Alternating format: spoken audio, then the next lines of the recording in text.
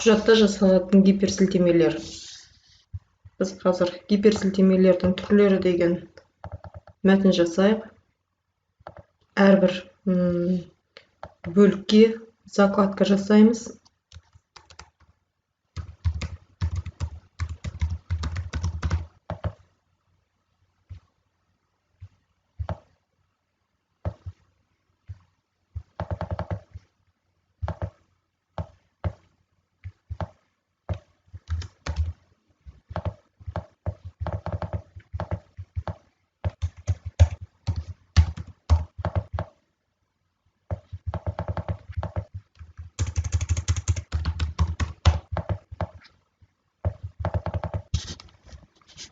Осы құжаттың әрбір бетіндегі ақпаратқа гиперсілтеме жасаймыз. Ол үшін вставка гиперссылканың ішіне кіреміз. Местом в документе құжаттың ішінде деп көрсетеміз.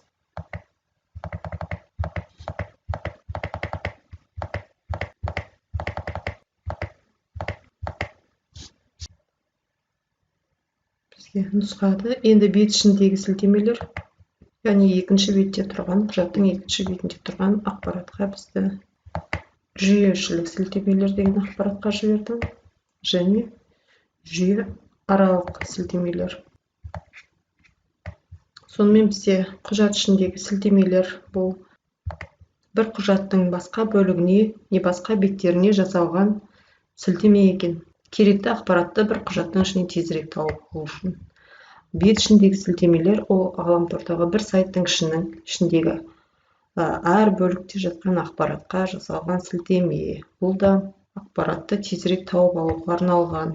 Жүйешілік сілтемелер ол бір серверде, яғни бір компьютерде сақталған ақпараттарға сілтеме. Сайттың әртүрлі беті әртүрлі файлдарда сақталады, яғни бір файлдан басқа файлға жасалған сілтемені айтамыз. Жүйе аралық сілтеме дегеніміз бұл басқа веб-беттерге жасалатын сілтемелер. Ол ақпарат басқа серверлерде орналасуы мүмкін, яғни басқа компьютерлерде, басқа елде, басқа қалада орналасуы мүмкін ол компьютерлер. Сол веб-беттің адресі арқылы соған сілтеме жасалынады. Және де тек қана Word мәтіндік редакторда ғана емес, сонымен қатар презентацияда гиперсілтемелерді жасауға болады. Яғни бірінші бетте біз осындай бірнеше бет алсақ, бірінші бетке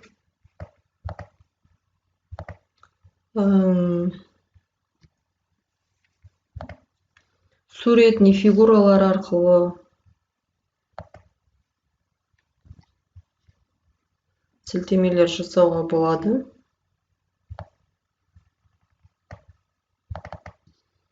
Мысалға мынандай 4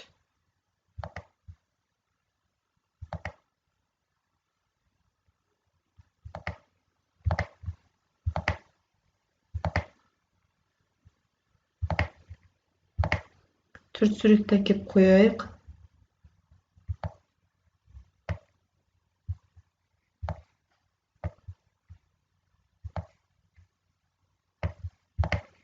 Төрт мезгілдің суреті. Көктем, жаз,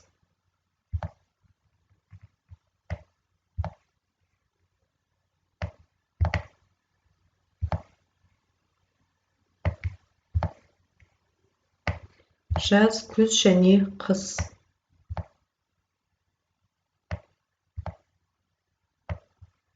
Және бұларды жеке-жеке бетке орналастырайық. Ең алдымен бізде көктем болды.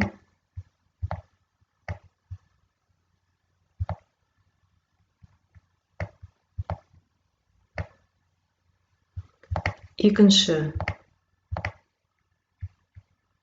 жаз.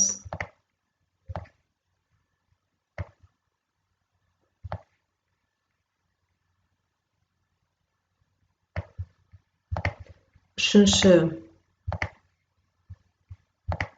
күз.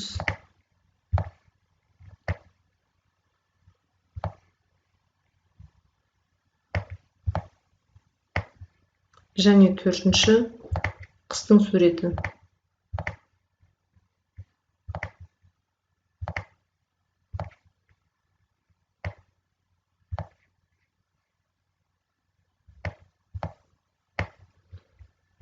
Енді біз бірінші слайдта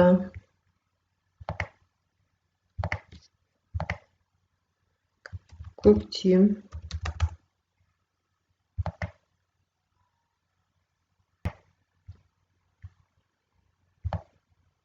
енді осылардың әрбір бетіне,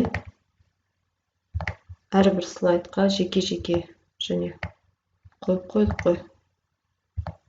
Жыл мезгілдерін сол беттерге біз сілтеме жасап көрейік.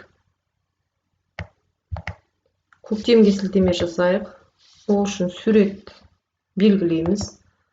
Оң жағын басамыз, немесе вставка бөлімінде гиперсілтеме басамыз және местом в документе. Осы презентацияның ішіндегі слайдтарға сілтеме жасайтын болсақ, местом в документе деген таңдаймыз. Екінші слайдқа, яғни бізге екінші слайдта тұрғандықтан көктем екінші слайдқа сілтеме жасаймыз. Және осы көктем деген сөзге де, көктем деген сөздің өзін сілтеме түрінде жасайтын болсақ, оны да сол слайдқа сілтеме жасап қоямыз. Келесі жаз. Жаз бізде үшінші слайдта тұр. Осы құжаттың ішінде жаз деген жазбаға да байланыстырып қоямыз сол бетті. Келесі күз. Күз бізде осы құжаттың ішінде төртінші слайдта тұр деген сөзге. Және қыс. Қыс бізде бесінші слайдта тұрғандықтан бесінші слайдқа сілтеме жасаймыз. Бесінші слайд. Енді қарайық. Суретті бассақ та, қазір мен бұл жерге кері сілтеме жасайын. Оны былай жасайын. Бізде арнайы фигуралар бар. Үйге деген. Бұл бірінші слайдқа қайтатын гиперсілтеме. Бұл гиперсілтемені басқа слайдтарға көшіріп қоюға болады. Көктем, жаз, күз, қыс.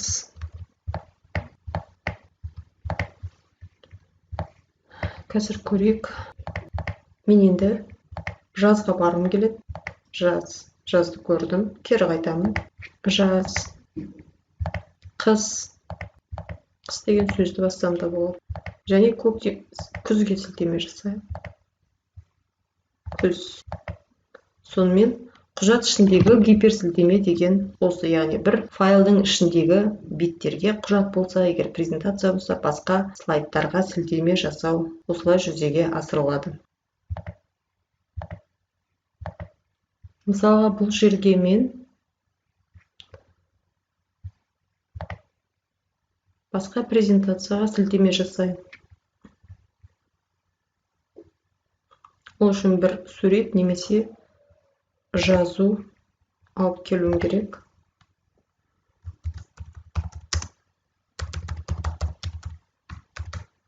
Немесе сол презентацияның атын жазып қояйын.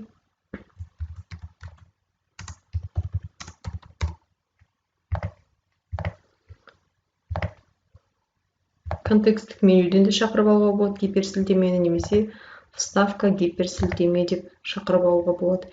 Енді басқа файлға сілтеме жасау керек. Ол үшін мен басқа файлдан іздеуім керек. Басқа файлдан іздеуім керек.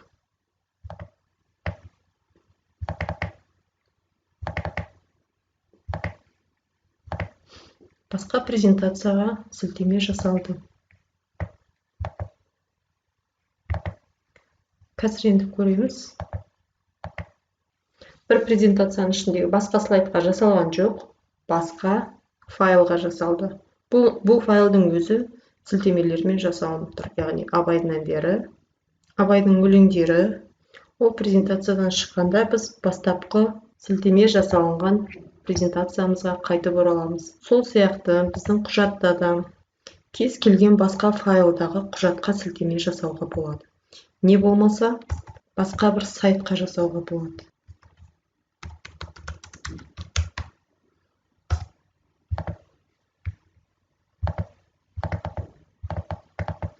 Бұл кабинеттің сайтының сілтемесін мына жерде адрес жазатын жерге салу керек. Біздің кабинеттің сайтына сілтеме жасап қойдық. Енді осыны ашып көрейік. Ctrl-ды басып тұрып, құжаттың аяқ жағына жасап қойдым. Google Chrome'нан аш деп айттық. Google Chrome'нан ашып жатыр. Егерде мен басқа бір елдің, шет елдің серверлерінде тұрған веб-сайттарға сілтеме жасайтын болсам, онда сол кез келген сайттың, мысалға, дүниежүзінің камерасы, usecamera.com деген дүниежүзінің ірі қалалары мен курорттық жерлерін түсіріп тұрған камералар, яғни ғаламторға қосылған камералар қазіргі сәтте қай жерде не болып жатқанын көрсетіп тұрады. Осы веб-сайтты біз құжаттың кез келген жеріне сілтеме жасай аламыз. Гиперсілтеме адресін жазамыз жаңағы сайттың. Болды. Енді басатын болсақ, бұл сілтемені, яғни бізге не ашып жатыр? Біреуі және өзіміз ашқан. Енді жауып тастайық бұлардың бәрін. Жауып тастайық та қайтадан ашып көрейік. Кабинеттің сайты алдымен соны ашсын. Біздің кабинеттің сайтын. Одан кейін дүниежүзілік камералар тұрған сайтты ашсын. Міне, құжатқа әкеп гиперсілтеме салу деген осы. Бұл жүйе арал. Яғни басқа серверлерде тұрған ақпаратқа сілтеме. Өздерің қарапайым құжат арқылы, презентация арқылы осылай әртүрлі сайттарға, веб-сайттарға сілтеме жасап көрсеңдер болады.